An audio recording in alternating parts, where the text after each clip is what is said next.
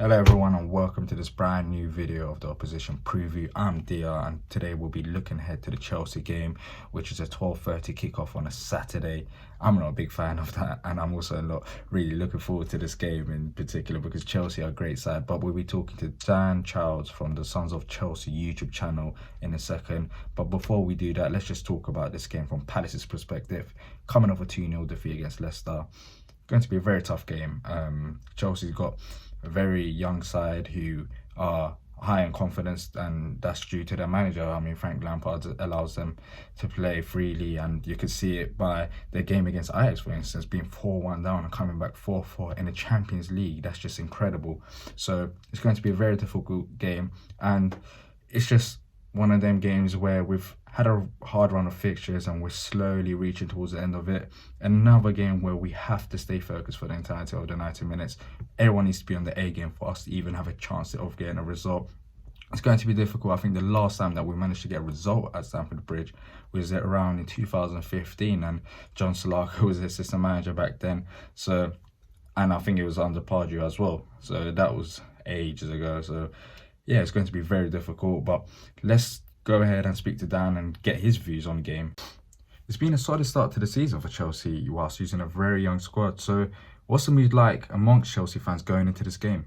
The mood amongst Chelsea fans is one of excitement, happiness, belief, and unity surrounding the club and surrounding Frank Lampard so far this season. I think the fact that we are playing young players really helps and looks towards a longer term vision of players that are coming into their own and getting a chance finally. And the talent that they have is clearly being shown this season. But as well, I think that some of the other players who were criticised last year are now getting the credit and the support they deserve, like Jorginho and like Kovacic, and even older players like Dave Azpilicueta and Willian, who are playing so well this year under Lampard. So all round, it's excitement, it's positivity, and belief we are going in the right direction. Wilfried Zaha. Chelsea's once again linked with a move for Wilfried Zaha if the transfer ban is lifted. Is that a type of player that you'd like to see at Chelsea? And also, how much do you think he's worth? Personally, I wouldn't like to see Zaha at Chelsea, which probably is something that pleases a lot of Palace fans, because I'm sure you want to keep him. We are being linked to him whether the transfer ban is lifted or not.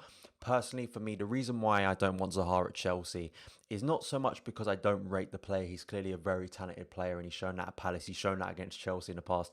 But it's more because of the younger players we have in the squad. I look at a player like Callum Hudson-Odoi in the same position, Christian Pulisic.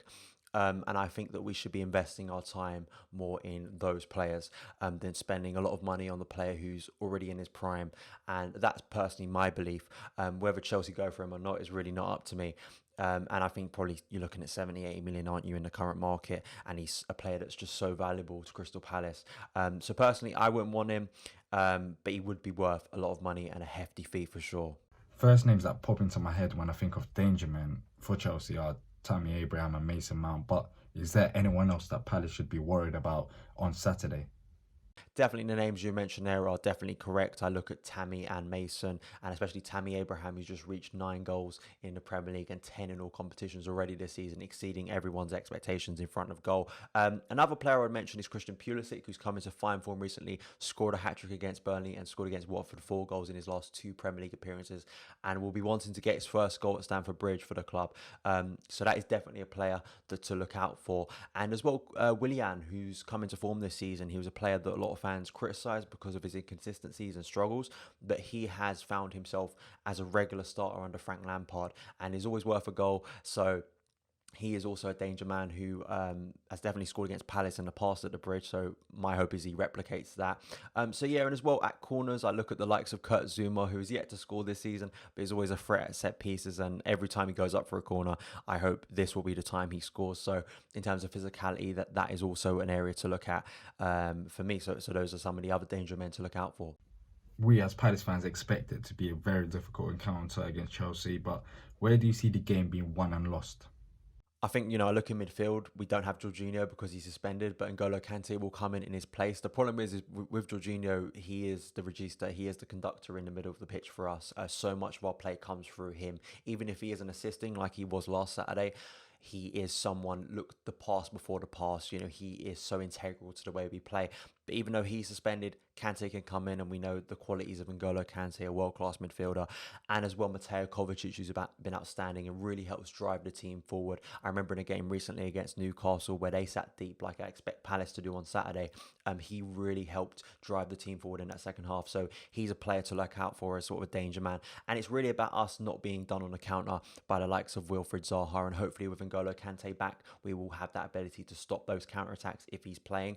And as well, it's about us being patient, playing the ball smartly, not getting frustrated, because I do expect Palace to come and frustrate Chelsea, sit deep, defend well, and hope to break. So it's going to be that game, and I think that if Chelsea can play the way we have recently, we've been able to break down defences like Palace, and you saw like Watford last week and Newcastle in previous games. So my hope is Chelsea can be progressive, make the right decisions, and I think it will be more about Chelsea finding the right pass and continuing to look dangerous in attack, and it's how Palace can deal with that. If they can't deal with that, then I expect Chelsea to break through and win. Finally, can we have your lineup and also your score predictions? Lineup for me, I think Kepa will be in goal. Right back could be Reece James, who came off the bench and scored the equaliser against Ajax in that mental game the other night. So he may be given a chance to start in this game. Back two is usually pretty similar at the moment. It's Fikayo Tomori and Kurt Zouma, who've been playing a lot of football because of injuries to other defenders we have. Left back could be Azpilicueta, who shifted there for the second half against Ajax, but it also could be Emerson, who's just recently returned from injury. So I'll probably go with Azpilicueta because he plays a lot of football for Chelsea at the moment, even though Emerson is a good outlet over there.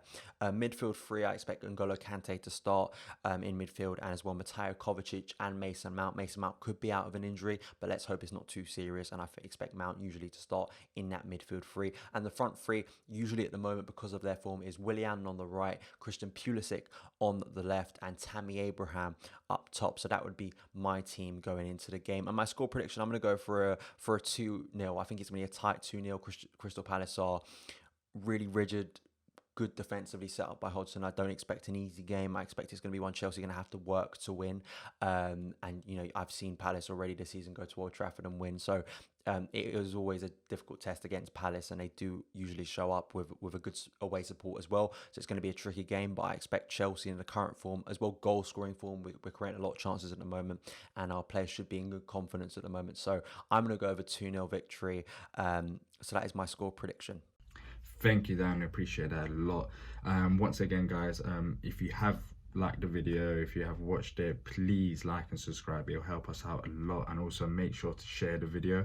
If you've got any content ideas that you want us to do, make sure to leave it down in the comments down below, and we'll check them out. But until next time, up the Palace.